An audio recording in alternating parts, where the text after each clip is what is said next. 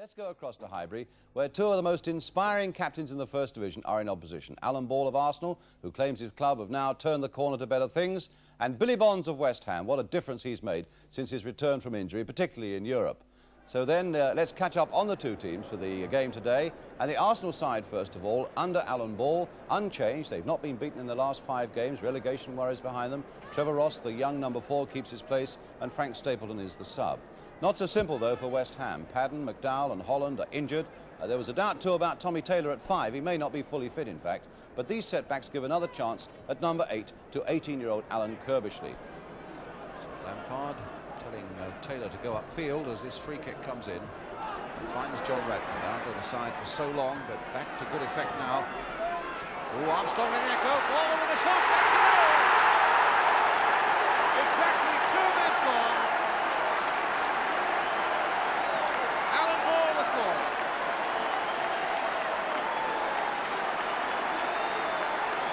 Radford had a hand on the far side, and when the ball came floating in, the West Ham defence, best known to themselves, allowed that to go right the way through to Alan Ball, completely unmarked.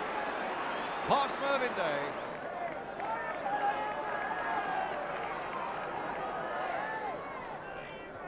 Kidd. Ball. It's not a bad cross either. Rice right in there. Brady right in there. Kidd might get a shot. But Brooking denied him everything, and a penalty. Penalty given.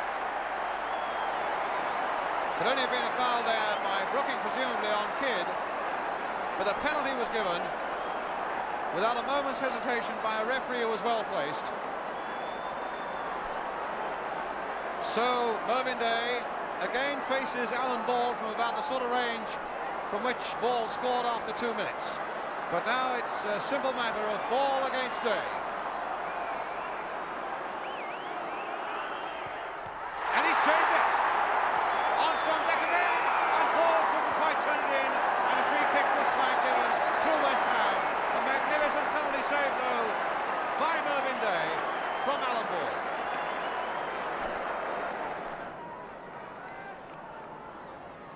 Taylor.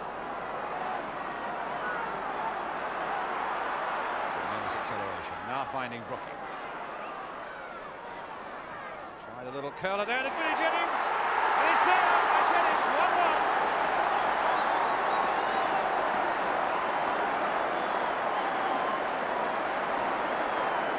The light on the West Ham faces, it all stemmed from a great challenging run by Alan Taylor.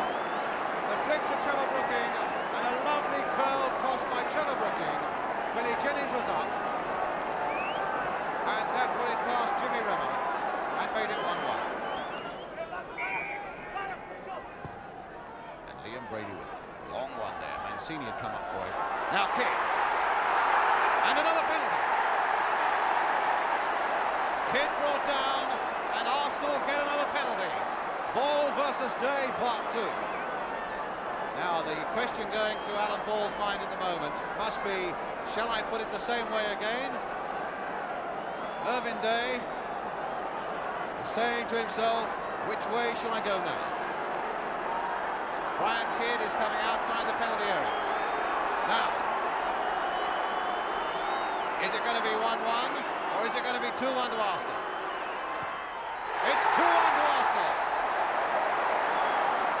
He sent it the other way. Ball sent it the other way. Day guessed correctly that Ball's shot was too short for him into the back of the net.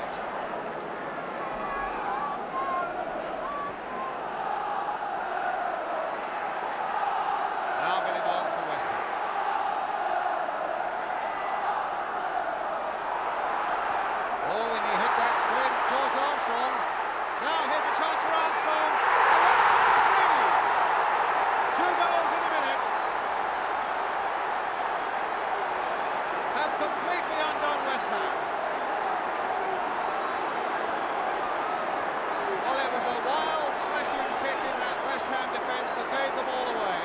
Armstrong took it, took on the defender, took it well, found his angle, and beat Day as he came out. Brady's going to take this one. Mancini's right in there, jockeying for position. Curled in there to Radford, hit the crossbar, Has he given it? Yes, he's given the goal. Brian Kidd has scored number 4 for Arsenal, right on the stroke of half-time.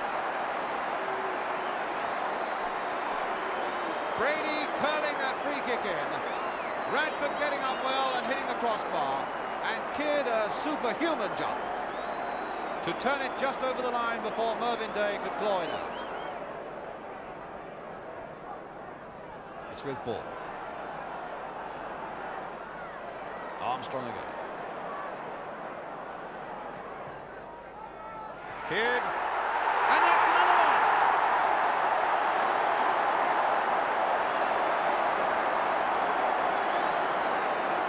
Well, some sloppy defence there again by West Ham.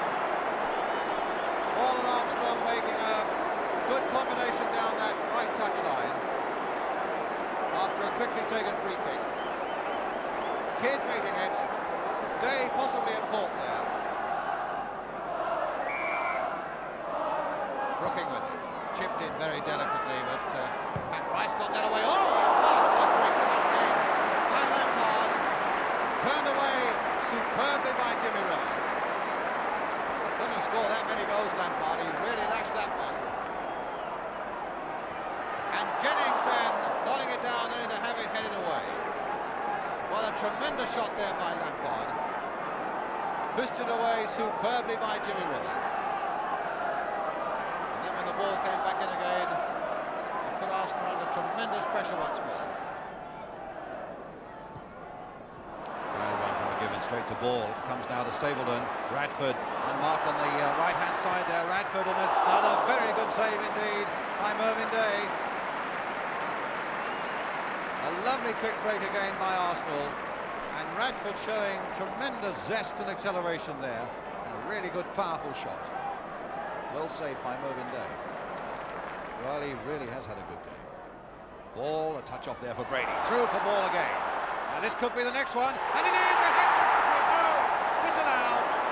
Offside and disallowed. And they've already played again. Match in progress. Kidd turning that ball in. But not much doubt about it that he was offside. Ball in first again.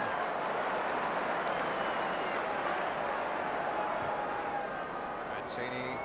Radford turning it on towards Kidd. Now there's Kidd. Oh! Crossbar.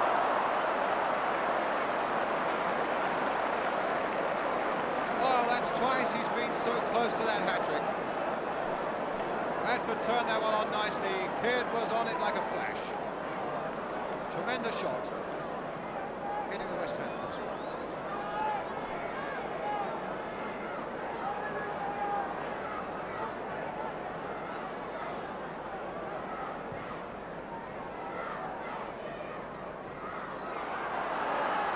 Ball played through to Kidd again. Now, will it be the hat-trick this time? It is! And number 6 for Arsenal. And a day of great sorrow for Mervyn Day and West Ham. 6 foot past them, 3 of them by the number 10 Brian Kidd. A lovely ball that time from Alan Ball. And there they are, hugging each other, the men who made that goal. Ball's pass, Kidd running onto it beautifully, left-footed, past Mervyn Day. Arsenal 6, West Ham 1. What a remarkable afternoon's football. And I must tell you a little story that makes it, I think, a little more remarkable still. Alan Ball woke up yesterday feeling a little under the weather, so he took a couple of aspirins, only to find that after he'd taken them, that they were in fact sleeping pills. So before the match, there he was in a cold bath at Highbury, trying to wake himself up. And as you saw, he did it to very good effect with 2 goals, one after only 2 minutes. It must have worked. Now, while it's true that West Ham were weakened and perhaps have Europe as their #1 target, I think it would be quite wrong to undersell the quality of Arsenal's performance yesterday. They played well. And nobody had a more successful afternoon than the hat-trick man, Brian Kidd. And I suggested that it must have been the happiest day of the season for him and Arsenal. It was, Brian, especially with in recent weeks. I think that's the sixth game now. We've only dropped a couple of points in that, and really we was fighting against relegation a matter of 3 or 4 weeks ago. So everything's came right at the right time. I thought your hat-trick was never going to come. You got 2 and then you seemed to do everything but score after that. Well, the lads was making that many chances for me. I was confident it was going to come, you know, really. Not the first hat-trick you've scored, of course, for Arsenal, is it? No, last year was in the Cup against York City.